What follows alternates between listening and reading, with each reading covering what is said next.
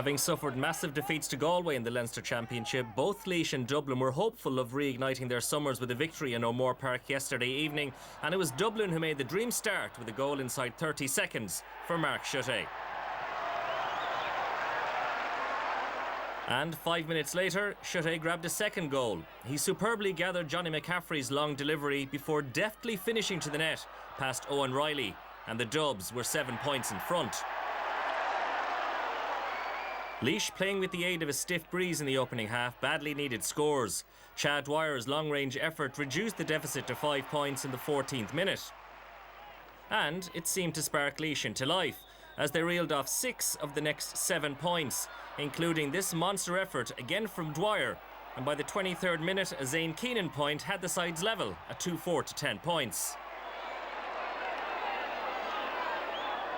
But the home side were rocked by the Dublin full forward line 4 minutes before the break. Mark Schutte was central again, picking out Conal Keeney, and his unerring finish helped Dublin on their way to a 5-point half-time lead. With Dublin scoring the first 3 points of the second half, the game was slipping away from Laois. Stephen Maher, though, did manage a fine score in the 41st minute, but the Dubs still led by 6 points.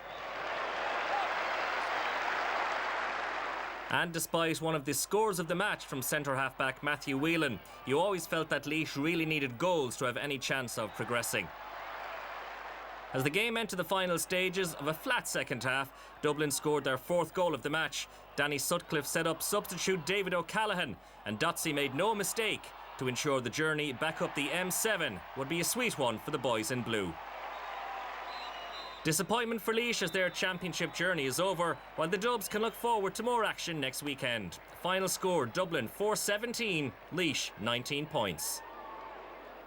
We got good scores all around the place. I think we worked hard for them. Yeah, it isn't easy out there to get the scores, but it was a good kind of all-round team performance. So very happy. Look, it wasn't to happen. I think we had a couple of opportunities. There was a couple of high balls went in that maybe broke around the square that, for whatever reason, we just weren't able to get on the end of them and maybe put them away. I think the score at the end of the game, wasn't reflective of the effort that Laois put in. And certainly if I had got a goal at that stage, with a fantastic Laois crowd behind us, it could have been very, very interesting coming down to the end.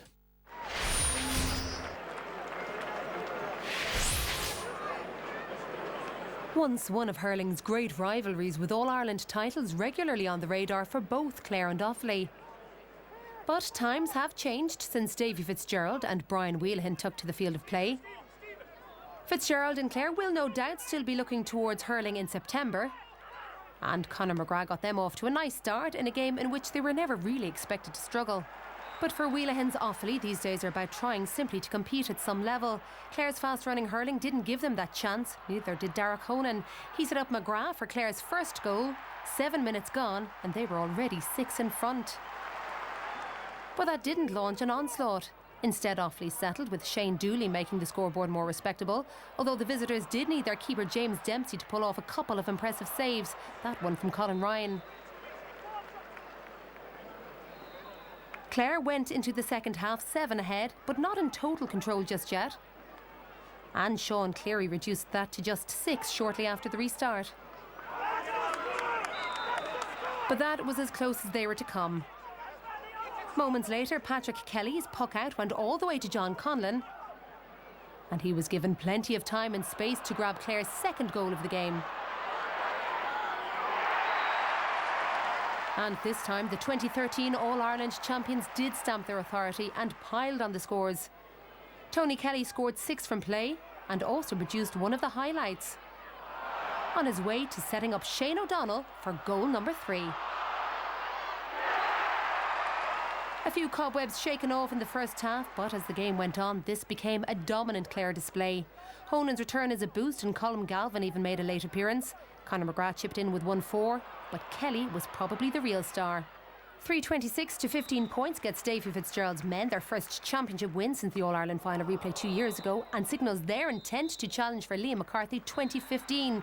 For Offaly, it's a 20-point hammering to follow an 8-point defeat to Laois in Leinster. Tonight is a very disappointing night. The lads inside are devastated, We're training since November last year, and they've put in a lot of heavy nights, and to take a beating like that, it's tough.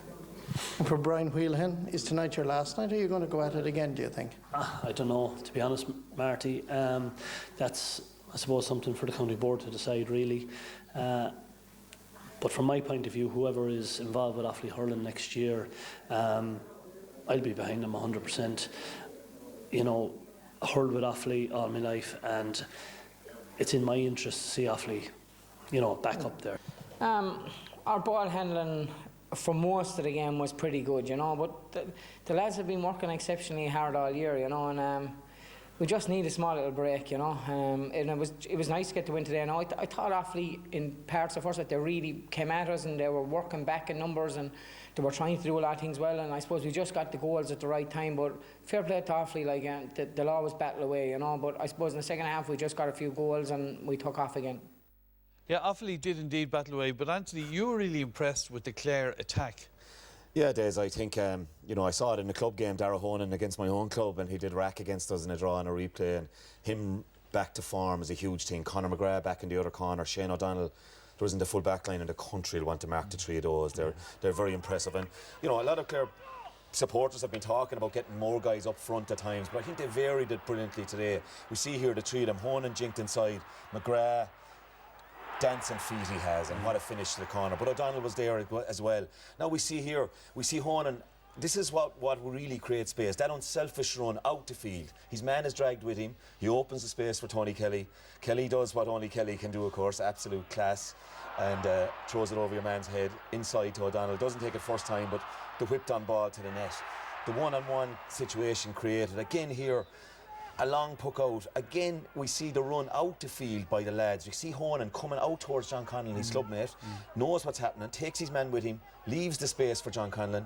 He's through on goal, look at the space. O'Donnell is still inside waiting in case he wants to pop off if his man comes, but he's enough confidence to plant it in the far corner. So I think it's good variance in the play there, Des, and I think the Clare people will be happy to see that. Big crowd there last night, 14,300 officially. So, you know, Davey won't thank me, but I think there might be a bit of momentum. They'll be all looking forward to the draw in the morning, and I think there's a little bit of a buzz stirred there tonight, and I think there could be dark horses if things start to fall in place. He won't thank me for that stuff. You certainly won't. The more you say, he won't thank you. Let's talk about the Dublin match. Now, there was a very interesting debate between you two because Ger Cunningham made 7 changes, whole half a team. But the key one was Liam Rush went back to centre-back, Conal Keaney went full forward. You disagreed with that, Donald? Yeah, I suppose that, you know, there's been a lot of time and work gone into invested, if you like, in playing Liam Rush in the forward line. There's 2 real reasons why I don't like it. I think Dublin need that presence up there. I think he adds to the forward line. I think when you say Anthony, he's a big man as well. When you hear Anthony talking about varying, I think he adds that dimension to the forward line. And when he plays centre back, I think his day is gone for centre back. He reminds me of a centre back from the last decade. Yeah, what do you think? I don't agree. I just think, you know, you pick your team to suit your measure. I think Liam has an all-star centre-back. Yeah. You know, I don't think you get all-stars for... They don't give him out too handy. He's a good presence in the air. They leaked 5 goals against Galway. They lost a 13-point lead against Cork in the league semi-final. As the great Dr. Phil would say, how's that working for you? So I think like Conal is a good target man up front. Liam I think he's comfortable playing centre-back, and I think he's the best option, and I think Gerard's made the right call on it. Time will tell, I suppose, ultimately, but I think it was the right move. Okay, in a week's time, one of you will be wrong.